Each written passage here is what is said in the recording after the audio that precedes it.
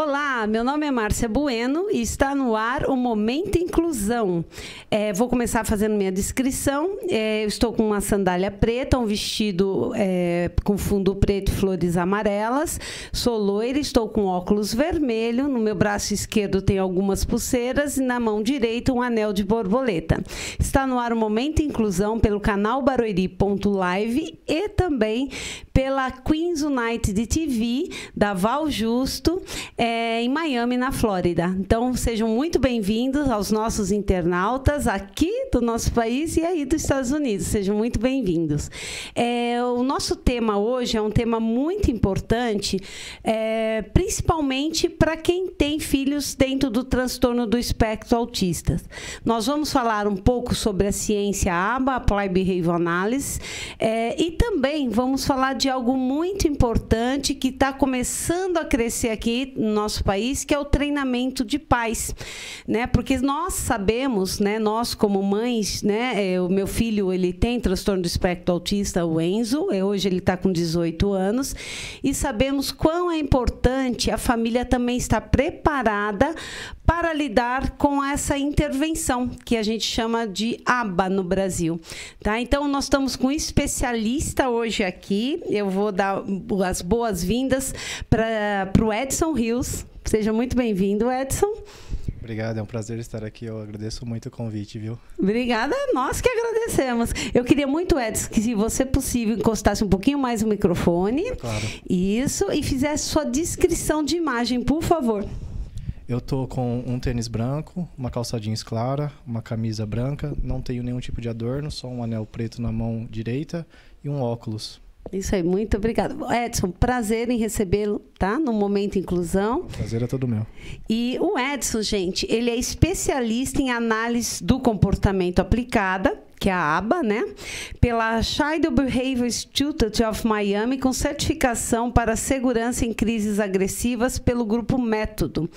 Seja muito bem-vindo. Acho que esse é um tema que está cada dia mais sendo atualizado, graças a Deus, que a ciência está andando muito rápido, né, Edson, nessa questão de intervenções. E quanto mais as pesquisas se fazem, mais vemos como é bom nós temos apoio, né, numa ciência que ela estuda o comportamento, é isso, né? Para resumir, a ABA é uma ciência que estuda o comportamento, muito simplista, né, do meu modo de falar, para os nossos telespectadores entenderem.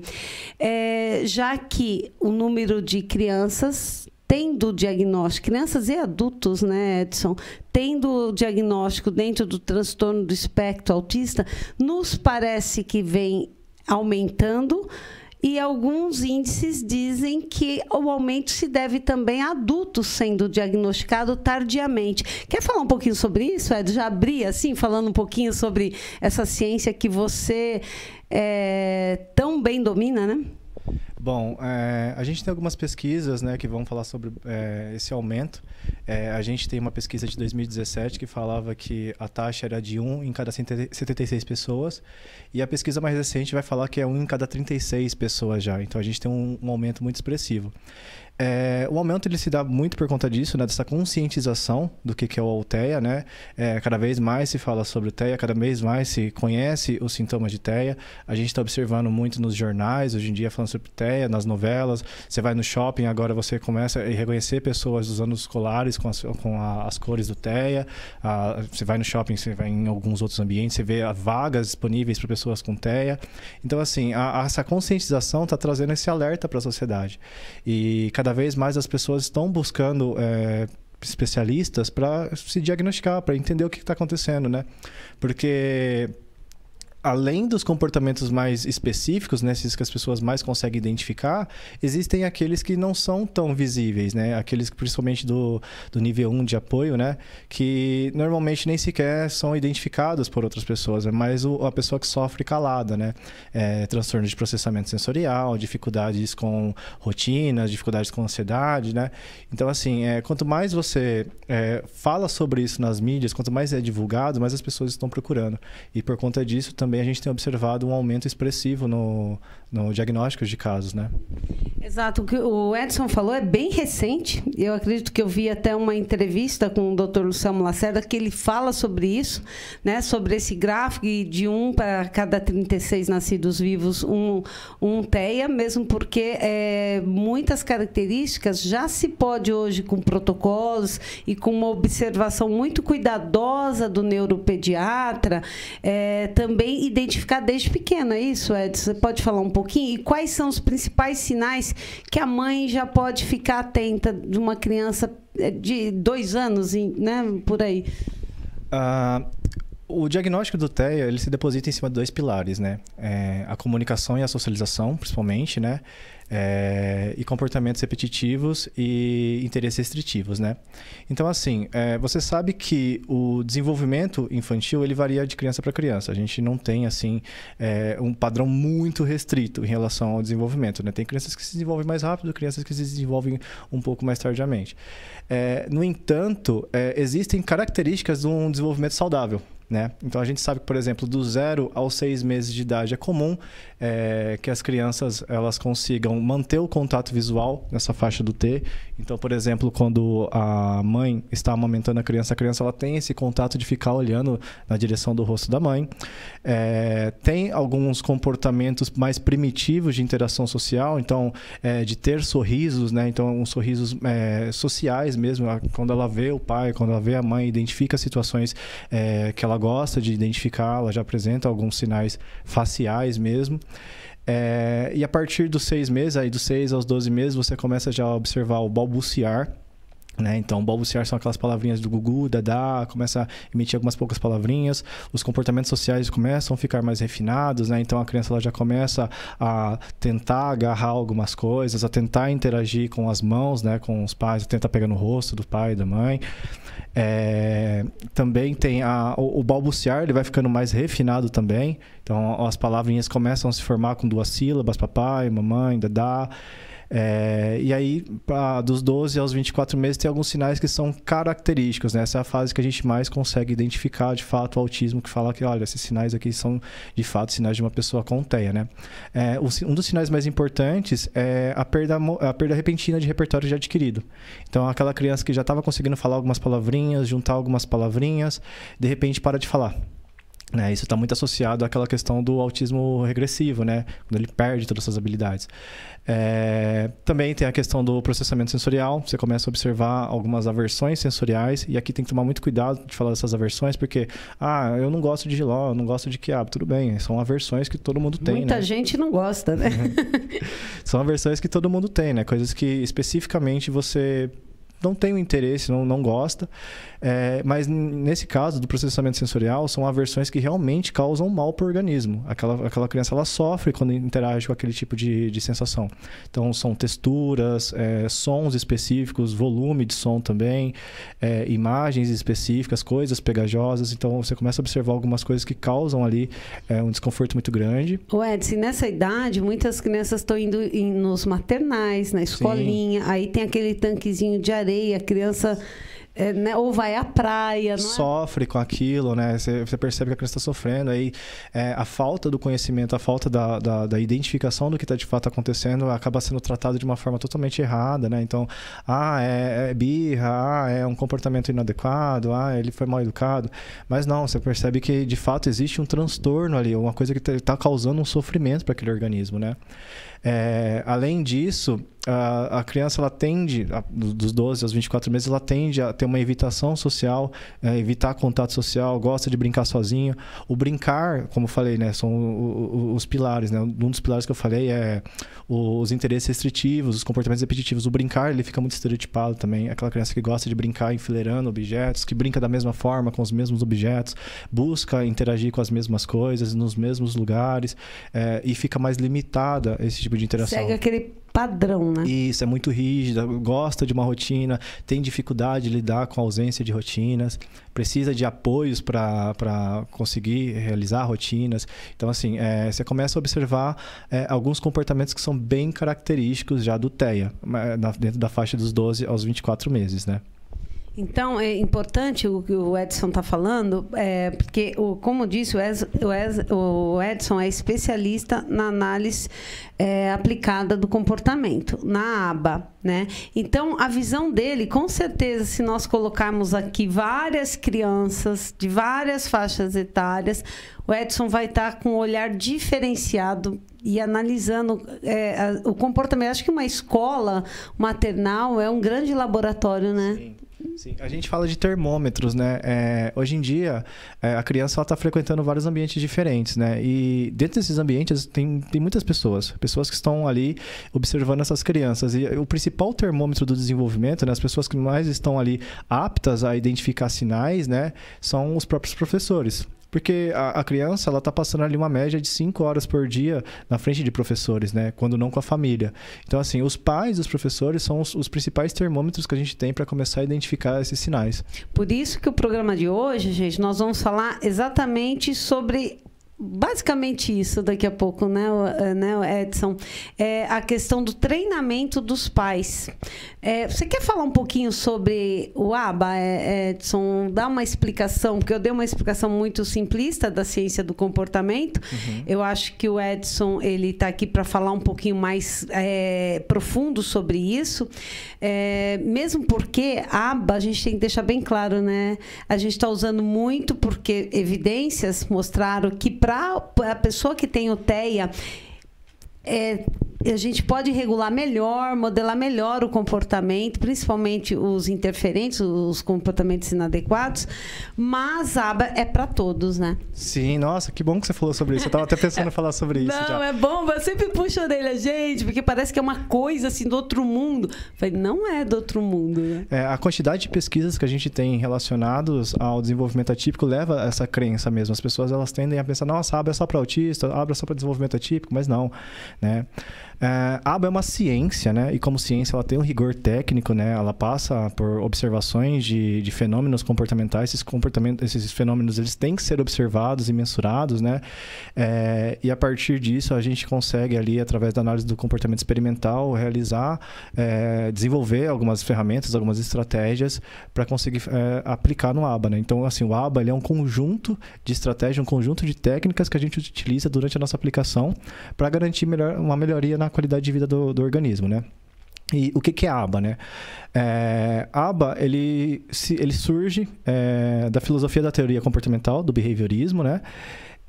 Junto também à análise do comportamento experimental. Então, a gente pega todos aqueles conceitos, né, que Skinner, o Watson, Pavlov, todos eles trouxeram para a teoria comportamental e começam a fazer experimentos, né? Então, a gente tem lá vários experimentos documentados, é possível encontrar eles na internet, no YouTube, do pequeno Albert, por exemplo, né, nos experimentos sobre condicionamento. E a análise do comportamento experimental ela começa a utilizar esses conceitos, esses conhecimentos trazidos pela teoria do comportamento e começa a fazer alguns experimentos. E esses experimentos começam a surgir estratégias, né? E hoje, o ABA, ele é uma amalgama de estratégias, né? A gente tem as 28 EBPs, né? O que são EBPs? EBPs significa Evidence-Based Practices, que significa práticas baseadas em evidências, né? Então, assim, são todas práticas que foram testadas, que foram observadas em laboratório, que foram comprovadas, que funcionam cientificamente e que têm uma eficácia garantida. Então, assim, o ABA é uma das principais dimensões do ABA é justamente isso, é a eficácia. É por isso que você falou. É uma ciência que ela é muito reconhecida, ela tem um reconhecimento pela OMS, ela tem um reconhecimento pela ANS, tem vários grupos que monitoram essa ciência.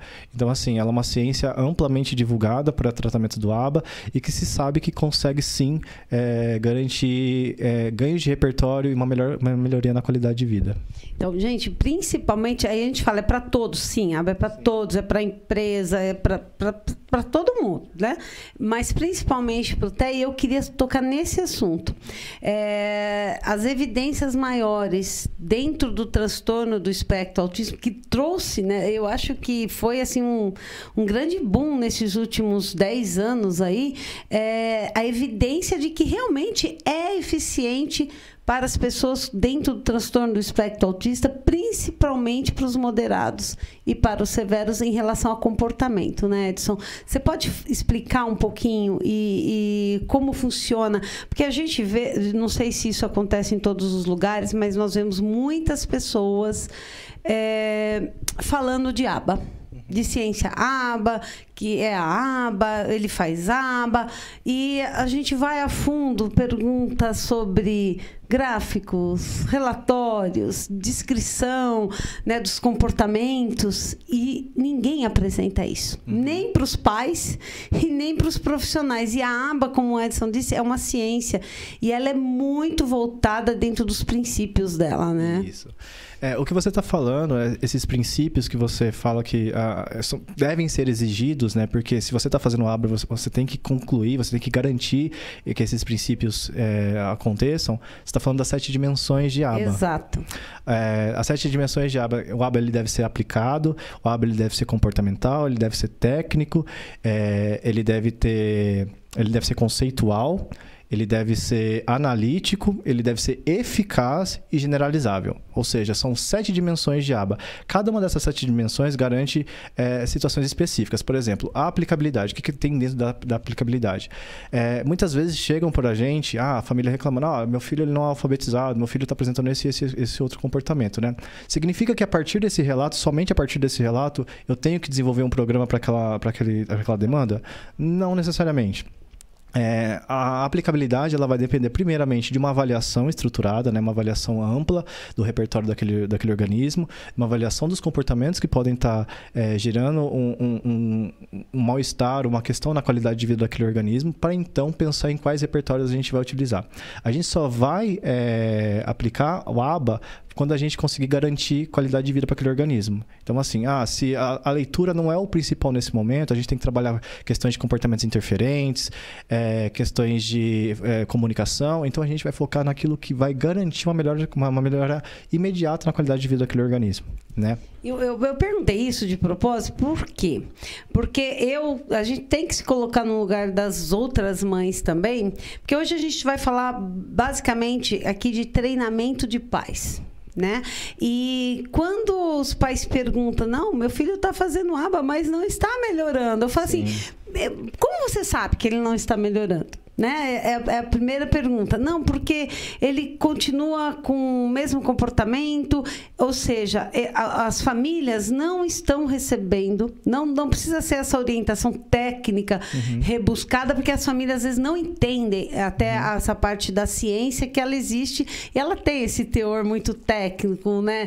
As palavras, tem todos os estudos e tal. Então a gente tem que traduzir isso para uma linguagem mais simples, para que as famílias possam entender. Por isso o treinamento de pais, como é que ela pode mensurar se a criança está desenvolvendo ou não, quando é que a criança está generalizando. Perfeito. Né? E aí eu queria que você pegasse por aí, Edson, para explicar para as famílias mesmo, né? Que elas estão nos assistindo. Eu tenho certeza que tem mães aqui que têm filhos com comportamento que não fica na escola, que não tem concentração, e aí a gente precisa dessa equipe multiprofissional, multidisciplinar, que a gente estava conversando antes aqui, que são vários profissionais, todos falando a mesma língua, todos se apoiando um nos outros, e além dos profissionais, o médico, um neuropediatra ou psiquiatra acompanhando, e além de tudo isso, a família, para que essas intervenções possam continuar na casa dessa criança, não é isso, Edson? Sim. Como você está falando, né? Essas informações elas têm que chegar, porque a família tem essa sensação, né? Por que meu filho não está avançando, né? Uma das coisas muito importantes o aba ele tem que ser analítico, né? Então a gente tem que mensurar tudo que a gente faz. A gente tem que garantir através de gráficos essas informações. Então toda vez que a gente faz uma aplicação, a gente está fazendo um programa, a gente tem que registrar. Ele está acertando tantas vezes, ele está precisando de apoio para tantas vezes ele errou. E essas informações todas elas são transformadas num gráfico. Esses gráficos eles devem ser passados para a família. A família tem que ter acesso a essas informações. Porque não adianta nada eu terminar minha sessão, passar um feedback para a família e falar, olha, ele foi bem.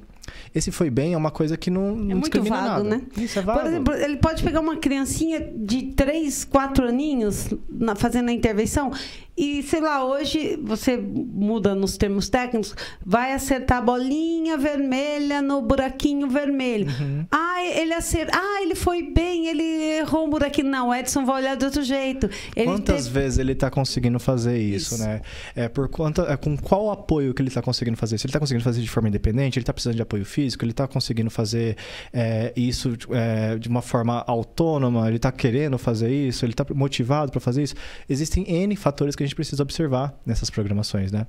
E outra coisa que você falou, ele não está fazendo em casa, você está falando que ele está fazendo aqui no consultório, mas em casa ele não está fazendo, né?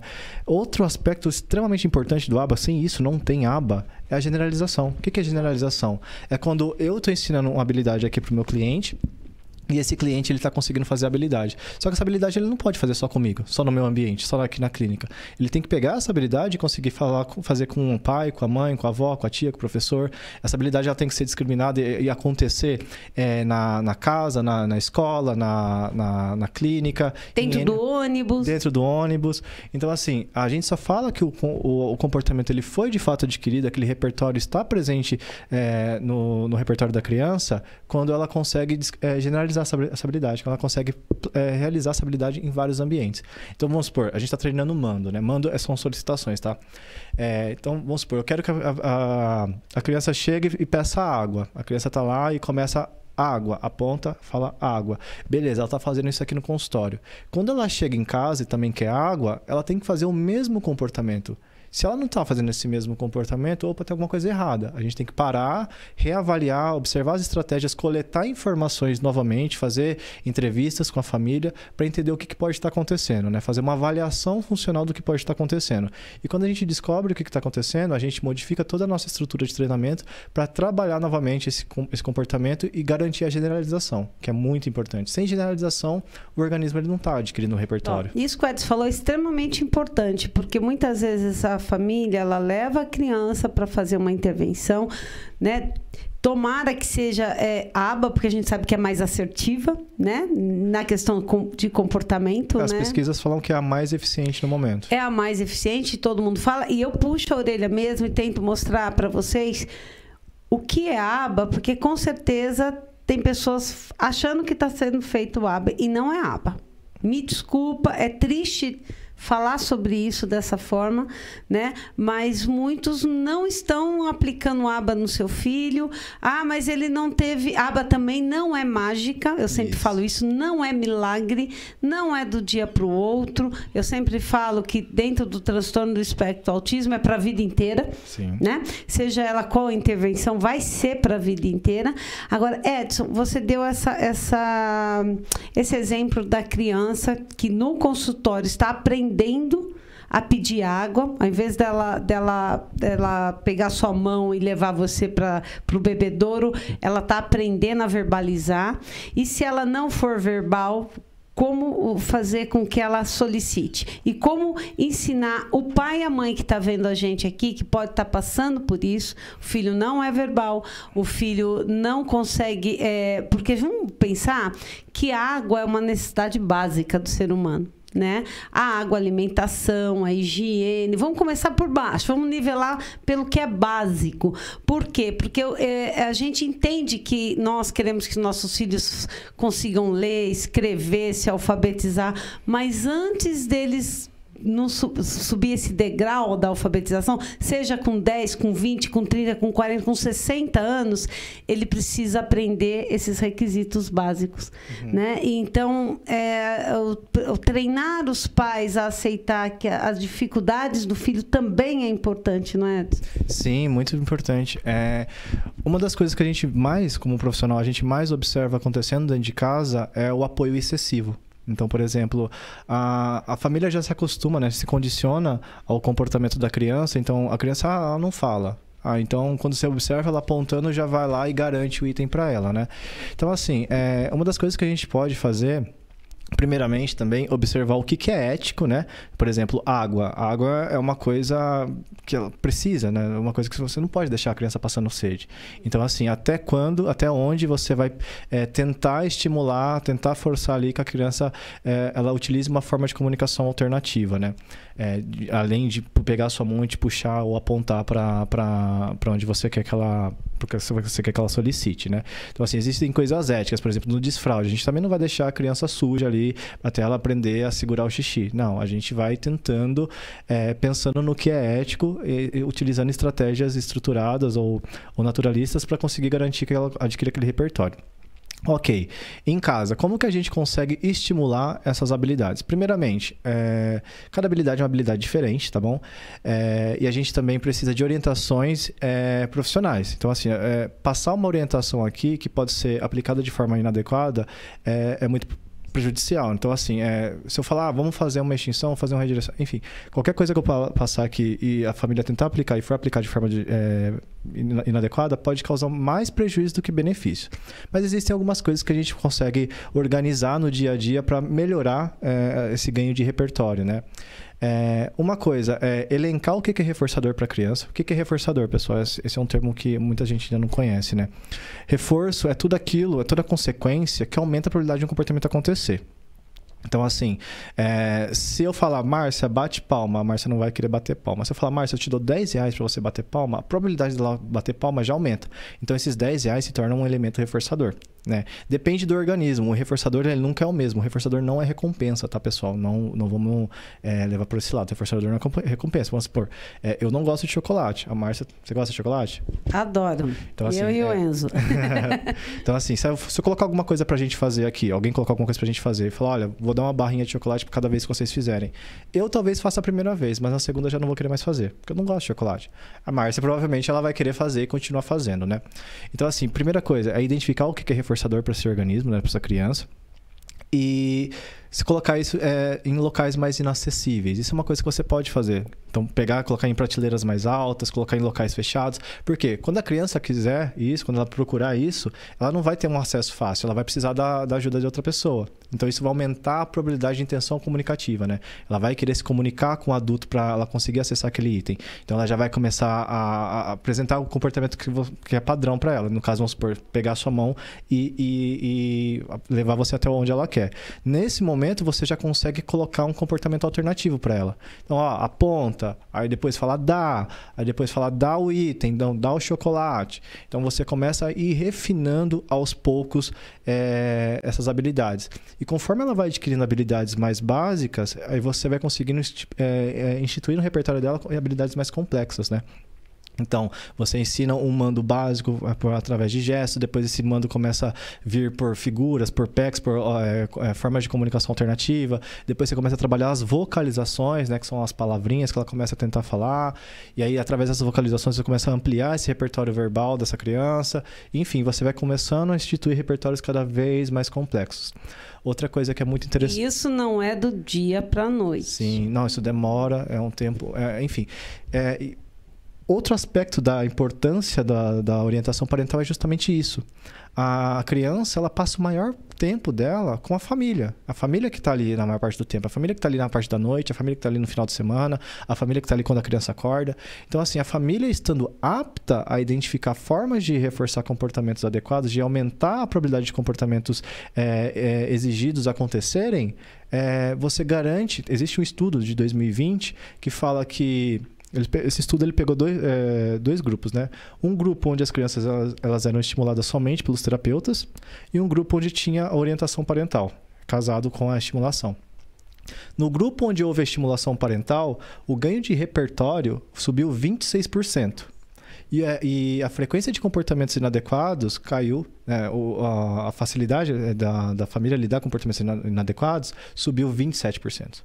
Então, assim, é um ganho muito expressivo, né? Você está falando, mas é só 27%? Não, é 27% todo dia, que no final das contas, quando ele chegar lá na frente, quando ele estiver adulto, já precisando de autonomia, é uma porcentagem que vai ser extremamente significativa. Inclusive, Ed, você falou uma coisa importante que a gente sabe que é muito importante a estimulação precoce, né? Isso. Por isso, o laudo precoce é extremamente importante. Isso. Mesmo sem laudo. Muitas vezes demora, né? A gente sabe que tem profissionais que não vão laudar como TEA do dia para a noite, principalmente se ele não tiver uma avaliação preliminar, né? Uma neuropsicólogo, né? Avaliando, usando um protocolo adequado. Fala um pouquinho disso e o quão importante é iniciar essa estimulação. Bom, o que você falou é extremamente importante, né? Uma das razões para esse laudo não acontecer é o medo das famílias. O laudo, ele é um fantasma na vida da família. A família começa a observar ali um comportamento e a primeira coisa que eles pensam é tentar evitar lidar com isso, né? Então, é só um comportamento, ele vai se desenvolver, ele está um pouquinho atrasado só, ele vai conseguir chegar lá. É só uma birra, é só uma característica do meu filho, é uma coisa dele. E acaba que não vai buscar esse laudo. E assim, a primeira infância é onde a criança mais tem plasticidade, né? O que é plasticidade? Né? Essa capacidade, essa facilidade que ele vai ter de adquirir novos repertórios, né? De aprender coisas novas. E quando você tem esse laudo mais cedo, o prognóstico final é muito melhor. Porque você começa a estimulação o quanto antes.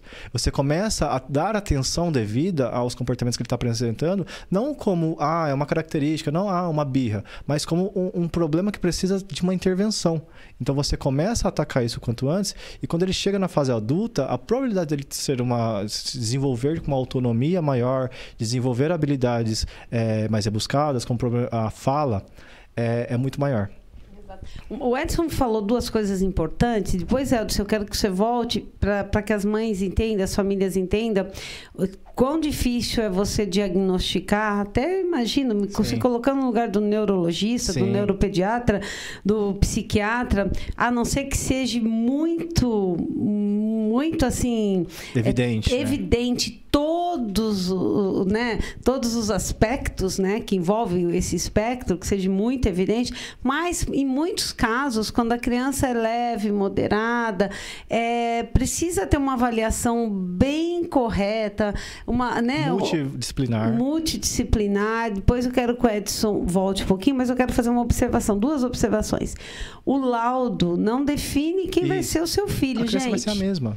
Né? A gente vai... Eu conheço pessoas que falam, não, ele não... Porque a gente recebe o laudo e às vezes a gente recebe o laudo e não bem um incentivo. Fala, olha, não tem cura, né? Olha, se prepare. Não, tá errado. Não tem cura. Ok, é um transtorno, não é uma doença, a gente entende, mas há desenvolvimento. Isso.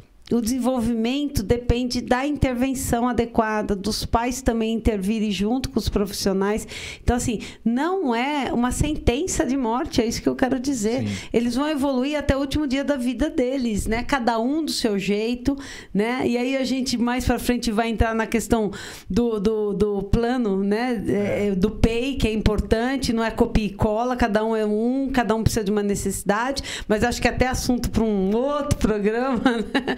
Edson, que não vai dar tempo, porque o foco realmente é treinar os pais, né? O foco hoje é mostrar o quão importante é você também dar essa continuidade. Mas eu vou lá e o profissional que atende o meu filho não fala nada para mim, fala o que você falou. Ele foi bem hoje, tchau.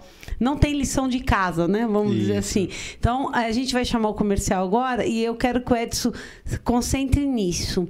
No laudo, quão é importante a avaliação funcional e também como fazer com que esses pais treinem em casa habilidades básicas. Né? Inclusive a de banheiro, que para mim foi a mais difícil, né? Então é isso. Daqui a pouco a gente volta depois do comercial. Vai compartilhando, dando curtir, se inscrevendo e compartilhe informação, compartilhe Momento Inclusão. Até daqui a pouco.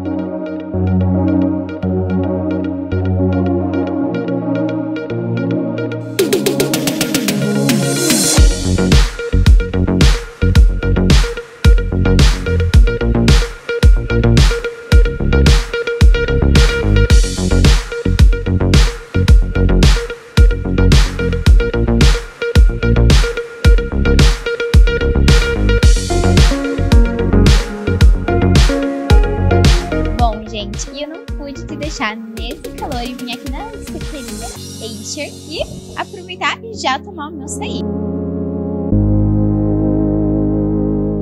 Bom, gente, e aqui na Acer tem uma variedade de self-service e aqui tem diversos sabores de sorvete. Então você pode se deliciar e ficar com água na boca igual eu estou.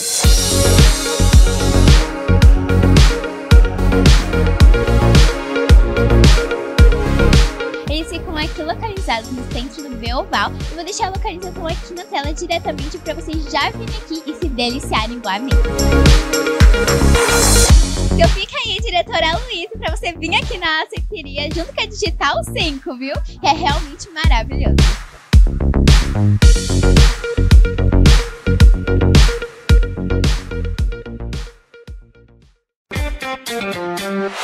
Visão Total Vistoria Veicular, empresa de vistoria credenciada pelo Detran, vistoria de transferência, vistoria garantida, vistoria cautelar e vistoria prévia. Visão Total Vistoria Veicular, 4382-1112, 4382-1112. Visão Total Vistoria Veicular, Avenida Itaqui, número 842, no Jardim Belval, próximo ao estádio do Arena Barueri. Visão Total Vistoria Veicular. Meus amigos, aqui no canal TV Barueri, primeiro quero agradecer a sua audiência e te fazer um convite para compartilhar, para curtir e para comentar aqui na nossa live.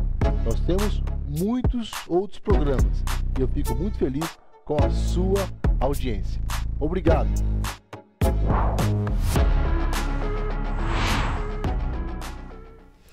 Voltamos e eu já sigo aqui para o Edson falar um pouquinho, Edson, da busca do laudo, da avaliação e retomar as questões mais relevantes para os pais, como ajudar meu filho em casa, em tudo, a sair de casa, a entrar no ônibus. Eu sei que é muita coisa, né? Que nem o Edson falou, é muito repertório, mas o Edson precisa pelo menos nos dizer o que não fazer, porque aí você já está ajudando o seu filho. Bom, né? Você falou para começar falando sobre o laudo, né? Como eu falei anteriormente, a maior parte das famílias elas têm o laudo como se fosse um grande fantasma, um grande inimigo, né? E na verdade não é. Tendo ou não o laudo, a criança, o TEA, o transtorno, ele vai estar ali, né? Ele vai estar presente. A criança vai continuar sendo a mesma. O laudo ele vem então ali como um aliado, ele tem que ser visto como um aliado, porque a partir do momento que você tem um laudo, você tem primeiro acesso aos recursos necessários, né? Então você vai conseguir, vamos supor, através do SUS ou através dos planos de saúde, os recursos necessários para você conseguir garantir o tratamento eficiente. Você vai conseguir posicionar um olhar adequado para as estimulações que precisam ser realizadas, né? E você vai ter só benefícios, né? Porque, de fato, o laudo não vai alterar em nada a criança, a qualidade de vida dela, ele só vai garantir melhoras na qualidade de vida, né? E aí, como que a gente faz esse laudo? Como que a gente busca? Então, assim, eu falei um pouco lá atrás sobre os sinais do desenvolvimento que a gente começa a observar, né? Do 0 aos 6 meses, dos 6 meses aos 12 meses, depois dos 24 meses. Então, assim, quando você começa a identificar isso, quando a escola começa a identificar isso, quando alguém te deu algum sinal, procure um pediatra, um neuropediatra. Ele vai te dar um posicionamento, ele vai fazer as avaliações, ele vai solicitar as avaliações, porque as avaliações elas devem ser feitas de forma multidisciplinar, né? Então, ele vai encaminhar para fazer avaliação com TO, para avaliar perfil sensorial, ele vai encaminhar para fazer avaliação com fono, com neuropsicólogo, com psicólogo e N outras avaliações, né? E essas avaliações elas vão servir para a gente conseguir delimitar um perfil de treinamento, né? Que é o PEI, né? O Plano de Ensino Individualizado, né? E esse perfil ele vai ajudar a criança a desenvolver habilidades específicas, né? Como a própria Márcia falou, cada organismo é um organismo diferente, né? Nenhuma criança é igual. Essa é a diferença do TEA. Por isso que o TEA não é um método, desculpa, do ABA, né? Por isso que o ABA não é um método, né? O ABA, ele desenvolve ciências, ele desenvolve estratégias para você trabalhar individualmente a criança, né? O Ivar Lovaas, que é um dos percussores do ABA, o pai do ABA, ele falava uma seguinte frase que eu acho que é muito importante todo mundo compreender isso, que é: se a criança não aprende da forma como estamos ensinando, ensinaremos da forma como a criança aprende. O que isso significa? Cada um aprende de uma forma diferente. Não tem, já foi estudado, existem várias pesquisas a respeito disso, não tem ninguém até hoje que não consiga aprender algo, que não consiga aprender. Então, assim, se você está garantindo que as pessoas elas conseguem aprender, você consegue garantir repertório. Só que para você garantir esse repertório, você precisa primeiro ter o laudo, né, para você identificar o que está acontecendo ali, fazer as avaliações para identificar onde estão as lacunas, quais repertórios estão ausentes, o que você precisa dar a sua atenção, e desenvolver o PEI. A partir disso aí entra a questão que a gente está falando, né? Das orientações parentais, a participação dos pais, a participação da rede de apoio, porque não é só os pais, muitas vezes os pais trabalham muito, a criança fica com os avós, com algum parente, com babá. Então, assim, essa rede de apoio ela deve ser orientada para que constantemente seja capaz de lidar com as N necessidades que aquele organismo apresenta no dia a dia. Então ele não está sabendo comunicar. Como que a gente vai aumentar a intenção comunicativa dele? Quais são as estratégias que a gente pode utilizar para aumentar a intenção comunicativa? Como eu falei, você pode pegar o que é mais interessante para essa criança, os itens mais reforçadores e deixar mais ausentes, deixar mais inacessíveis, para que a criança, então, ela tenha a necessidade de buscar um cuidador para solicitar isso de uma forma ou outra, e você vai refinando essa forma. Você pode utilizar aparatos visuais para melhorar essa comunicação. Hoje a gente tem o PECS, a gente tem alguns outros protocolos alternativos de comunicação, né? Prancha de comunicação. Então, assim, você vai utilizando N estratégias para conseguir chegar àquele resultado. Edson, você perguntou, né? Edson, quais são o que a gente pode fazer no nosso dia a dia para melhorar a qualidade de vida dos nossos filhos, né? Dessa criança? Primeira coisa, crianças com TEA normalmente têm uma dificuldade muito grande de lidar com ansiedade e coisas que não são previstas, né? Coisas não são previsíveis. Então, assim, uma rotina é muito importante. Organizar a rotina é muito importante. Então, a gente fala de apoio visual. Normalmente você pega lá uma rotina, coloca do lado da porta do quarto da criança, onde tem lá todas as tarefas que ela vai fazer no dia. Isso ajuda ela a antecipar o que vai acontecer, ajuda a antecipar quando vão chegar as atividades reforçadoras, quando vão chegar as atividades que ela não gosta, tanto que já vai trabalhando a ansiedade desse organismo. Isso já reduz a probabilidade de problemas comportamentais, né? Então isso você já consegue ter um controle, um manejo. É importantíssimo também você garantir uma dieta sensorial para essa criança. Todos nós temos isso. A gente pensa no final de semana, a gente faz coisas no dia a dia, a gente brinca com nossos filhos, com nossos gatos, coisas que nos ajudam a se autorregular, coisas que nos ajudam a se sentir melhor. Da mesma forma, a criança com desenvolvimento atípico, né? Ela não consegue se comunicar de forma muito clara o que ela está sentindo, mas ela sente coisas, ela tem sobrecargas também no dia a dia dela. E essa dieta sensorial, ela deve ter uma orientação de TO, porque nenhuma dieta sensorial é igual a outras, tá? É individual, como o ABA é individual para cada criança. As estratégias são todas individuais, né? Então, tem crianças que gostam mais de coisas granuladas, tem crianças que não gostam, tem crianças que gostam de coisas pegajosas, tem crianças que odeiam coisas pegajosas. Estimulação vestibular, que é essa de fazer movimento, pegar a bola de pilates, colocar a criança, rolá-la para frente, para trás. Então, assim, isso tudo depende da criança especificamente, mas é importantíssimo ter a orientação de um TO, que é o terapeuta ocupacional, para passar essa dieta sensorial. Isso já vai ajudar bastante na redução de problemas de comportamento. E essa TO, gente, é importante porque ela vai ajudar muito a você praticar essa dieta sensorial, Sim. como o Edson falou tecnicamente, na sua casa. Sim. Né? Porque às vezes não é só no consultório ou na sala de atendimento. A sua casa passa a ser uma sala de atendimento, uma casa de atendimento, eu diria mais. É muito importante você ter um cantinho preparado só para isso na sua casa, né? Mesmo para crianças com um neurodesenvolvimento típico, é importante ter esse cantinho preparado para isso, porque os estudos mostram que o desenvolvimento sensorial é muito importante. O desenvolvimento psicomotor, sensorial, isso é muito importante para a criança, isso ajuda. Então, a criança, quando ela está brincando com tinta, quando ela está fazendo uma receita, mexendo naquele bolo, aquilo é muito importante para o desenvolvimento motor fino. O Edson, e o terror dos pais, que é a questão de utilizar o banheiro? Sim, o desfraude.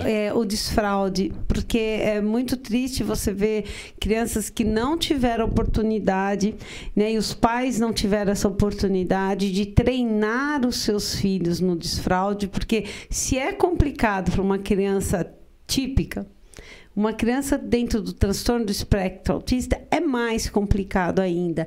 Então, muitas vezes a gente vê crianças dentro do espectro grandes, que estão usando fraldas de adulto, né? Porque a mãe não consegue, a escola não consegue, a criança se acostumou, não aceita outra forma. Como fazer, Edson? Lógico que aqui é uma coisa muito complexa, quando a gente fala de ciência ABA, é complexo, não dá para empacotar e falar faz isso que vai dar certo, né? É tentativa, erro, mudança de planejamento, mudança de estratégia, mas assim, sabe aquela básica que a mãe fala, tenta isso aqui, mãe. E não é um dia. É sempre. Às vezes uma vida. Que nem você falou, não é um pó de pilim-pim-pim, né? Não é uma mágica que você vai fazer ali e já, pronto, tá desfraudado. Uma coisa que pode ajudar muito no desfraude é a repetição. Então, assim, criar uma rotina de banheiro, inicialmente a gente fala, olha, leva de cada 1 em 1 hora. 1 em 1 hora leva. E vai reforçando. O reforço é extremamente importante para a aquisição de qualquer comportamento. Qualquer coisa que você vai fazer, você tem que reforçar. Elogiar, garantir reforços tangíveis, coisas que você pode oferecer para a criança. Você fez, parabéns, toma aqui o Danone que você tanto gosta. Então, assim, ter os reforços são muito importantes. Mas vamos supor, a rotina do banheiro é muito importante. A gente fala, por exemplo, a gente está iniciando um processo de desfraude, de 1 em 1 hora leva a criança no banheiro, até ela acostumar a fazer o xixi no banheiro. Quando você perceber que durante o dia ela não está mais utilizando a fralda, que a fralda está ficando sequinha, que ela está fazendo xixi somente no banheiro, aí você começa a fazer o desfraude noturno também. E aí, o desfraude noturno, você vai ter que forrar a sua cama, impermeabilizar essa cama, né? Para facilitar também, porque enfim, vai acabar estragando. E o cocô também, a limpeza do bumbum, eu tive essa dificuldade com meu filho, porque tem a questão sensorial, tem a questão do cheiro, do olfato, da questão do... Às vezes gosta de manipular, né? De pegar. Exato. Eu conheço mães que falam, Márcia, eu tô desesperada, porque ele não tem paura de pegar no cocô, entendeu? Sim. Então, assim... É mais difícil. Para mim foi mais difícil. Sim. Novamente, o reforço aqui é o melhor aliado, né? E os PECs, Edson, de visualização, de ensinar a rotina também, mesmo que a criança seja verbal, de mostrar o desenho, como fazer o xixi, como sentar. Sim, a gente está falando dos apoios visuais, né? Se você vai nas clínicas, né, você já consegue observar bastante isso, né? Por exemplo, tem um apoio visual para lavar as mãos, tem um apoio visual para fazer o xixi, tem um apoio visual para tomar o banho. Tudo que você coloca o apoio visual, você discrimina para a criança, você facilita para ela entender como que ela tem que fazer. Então, vamos supor, ela vai no banheiro para fazer o cocô, ela tem que entrar no banheiro, fechar a porta, baixar a roupa, sentar na privada e fazer todo o passo a passo, né? Tem o passo a passo que fica discriminativozinho ali no papelzinho. E isso ajuda a criança a entender o que ela tem que fazer e qual que é a resposta correta. E quando ela faz essa resposta correta, por isso que eu falei, novamente, o reforço.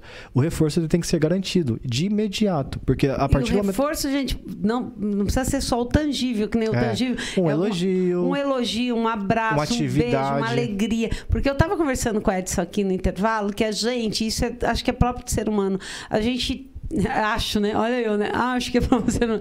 A gente tem mania de reforçar sempre a parte negativa. Olha, você não conseguiu fazer. Olha, você não fez. Você fez errado. É tanta coisa. E quando ele acerta uma vez, nós às vezes passa até despercebido. É exatamente isso, é fazer aquela festa, né? Olha, você conseguiu, parabéns, dá um abraço, não sei o quê.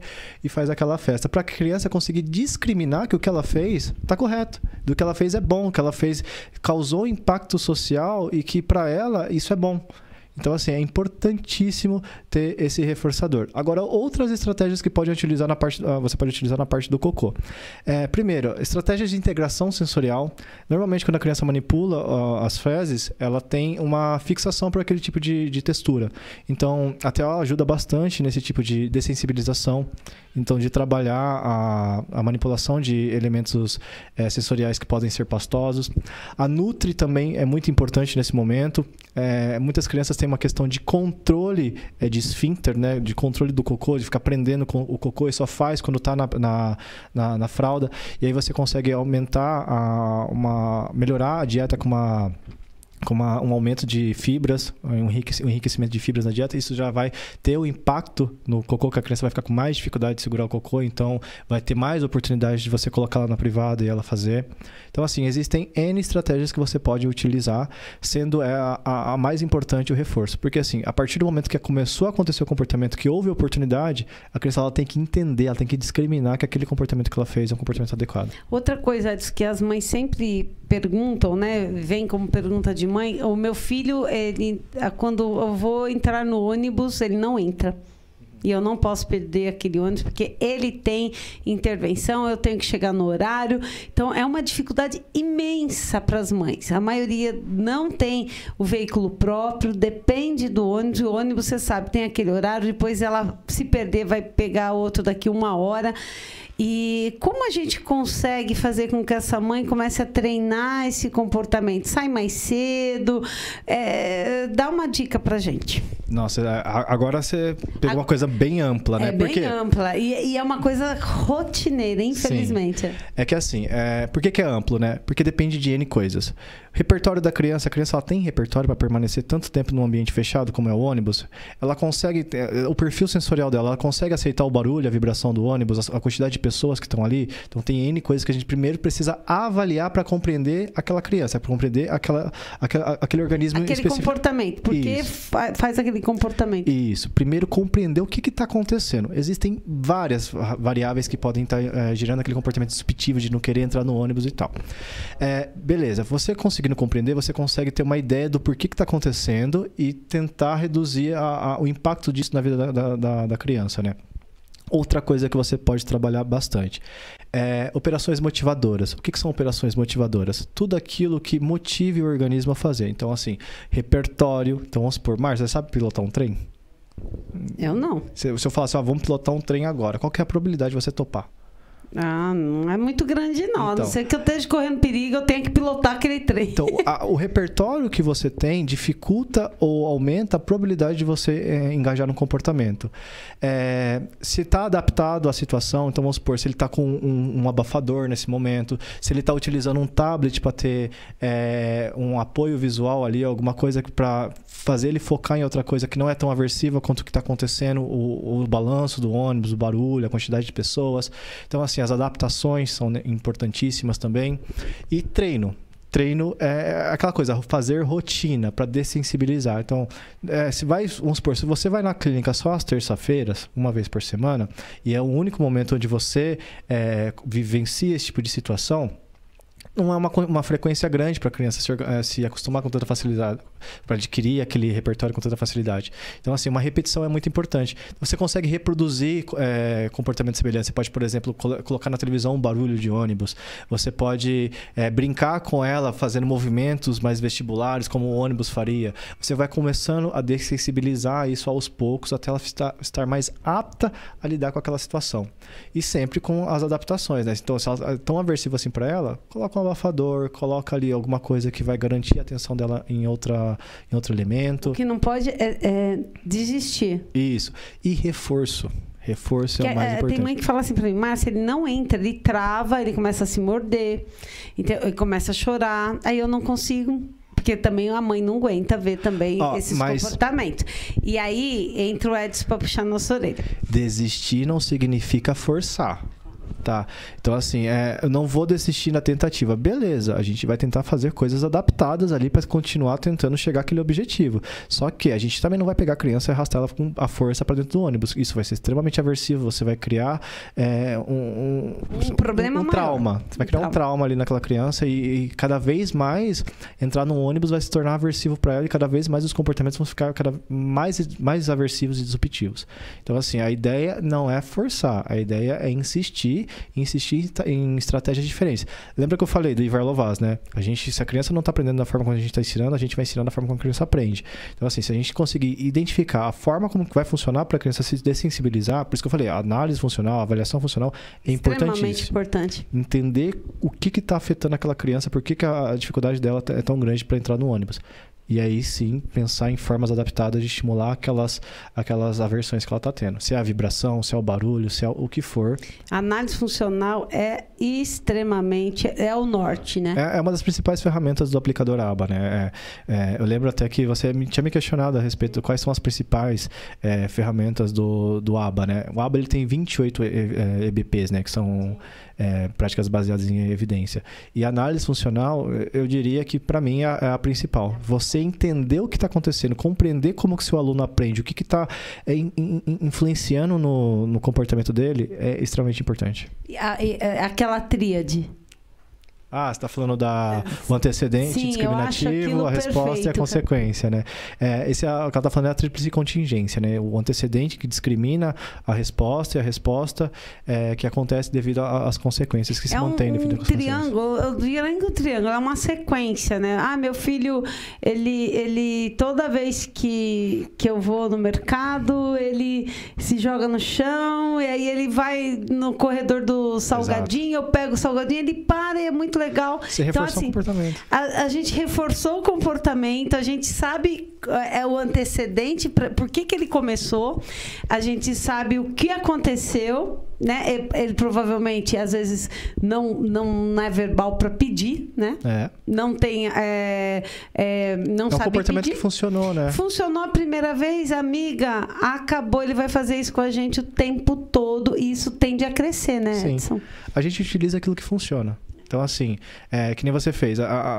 A ideia de uma análise funcional é você compreender o que está gerando aquele comportamento. Vamos supor, nesse caso, o que gerou o comportamento? A presença dele no mercado? É a presença dele com a mãe no mercado? É a presença dele na gôndola do mercado específica? Então, assim, existem alguns elementos que vão discriminar, que vão proporcionar aquele comportamento. E a consequência dela ter dado o salgadinho reforçou. Então, vai condicionar aquele comportamento. Como ele percebeu que funcionou, que se jogar no chão, que fazer a birra funciona, ele vai fazer isso frequentemente enquanto você estiver dando. E tem um detalhe, se você tentar fazer uma extinção, por isso que eu falei, as estratégias elas devem ser feitas de forma criteriosa, por isso que a gente não ensina, né, sem uma supervisão adequada. Porque se você tentar, por exemplo, fazer uma extinção, o que vai acontecer é que a frequência do comportamento vai subir. Exato. Vai ficar mais Às vezes intenso. você fala assim, não vou dar o salgadinho agora. Vai piorar, a birra vai aumentar, ele vai fazer um choro mais alto, ele vai se jogar, vai pegar na perna das pessoas, vai ficar pior. Às vezes vai ficar pior. Por isso, olha, o Edson falou uma coisa importantíssima. Você que fala, nossa, mas meu filho faz ciência ABA. Preste atenção no tudo que o Edson está falando, né? Desde o protocolo, dos gráficos, da avaliação funcional, que é extremamente importante. E uma coisa que você falou, do supervisor. Sim. Não existe ABA sem supervisão. Sem supervisão. Quem é o supervisor? Né? Onde ele é formado? Ele tem qualificação para supervisionar esse atendimento? Então, assim, eu fico até feliz. Edson, você sabe que a gente já tem 2 minutos, né? E, assim, eu estou muito feliz porque Barueri, assim, a nossa cidade aqui, está contando com o Edson agora, que está bem pertinho da gente aqui. Eu queria que a produção soltasse as fotos, que é do PSI, né? Isso. Da clínica dele. Enquanto solta as fotos, você vai falando onde é, o telefone, seu contato, porque infelizmente a gente vai ter que encerrar daqui a pouco e a semana que vem a gente está gravando aqui também com a Val Justo, que é da Queens United TV, porque o Momento Inclusão agora está indo lá para a Flórida também e a gente vai conseguir fazer essas trocas de experiência dentro do universo da pessoa com deficiência. Como é que será que é feito lá?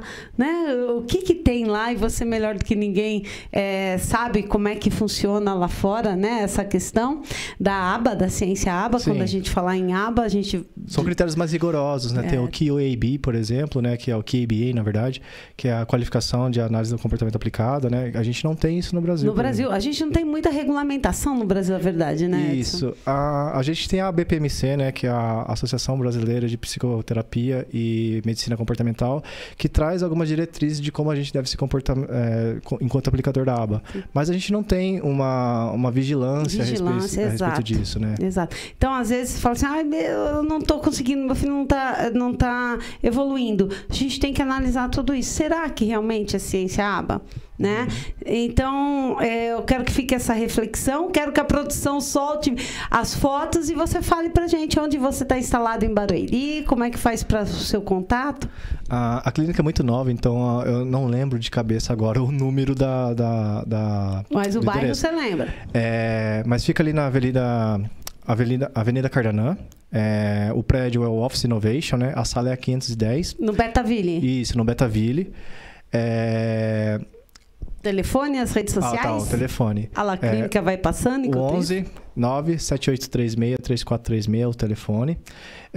Nas redes sociais do Instagram tem o PSI_IC, que é Psicologia Integrativa, né? O PSI significa isso. IC de Intervenção Comportamental. Eu acho que é isso. E-mail, né? E-mail é PSIComp, PSIComp. Comp é C-O-M-P. PSIComp, são 2 Is, né? @gmail.com. E o site é psi.com. Instagram? Instagram, eu falei, é o PSI_IC. Ok. É que ele fala rápido, Edson. Fala rápido. Gente, é isso aí, tá? A clínica, eu fiquei muito feliz porque é mais um profissional capacitado, uma pessoa que a gente sabe o que tá falando, que estudou, que sabe fazer o treinamento parental, né? E quando a gente fala em treinamento parental, não é só treinar pais, mas treinar professores, cuidadores, a rede de apoio. Rede de apoio total, né? Então, assim, fico feliz porque chegou aqui pertinho da gente e eu até vou me inscrever também. Porque aprender é muito importante. Então, o Momento Inclusão fica aqui. Edson, quero te agradecer demais. Eu que agradeço. Fico muito feliz de estar aqui. E eu quero que o Edson encerre o programa falando a frase de Lovaz. Tá. Se a criança não aprende da forma como nós ensinamos, ensinaremos da forma como a criança aprende. Exatamente. Vamos todos entender e depois aprender com eles e ensinar da forma correta. Beijo, valeu. Até semana que vem. Tchau, tchau.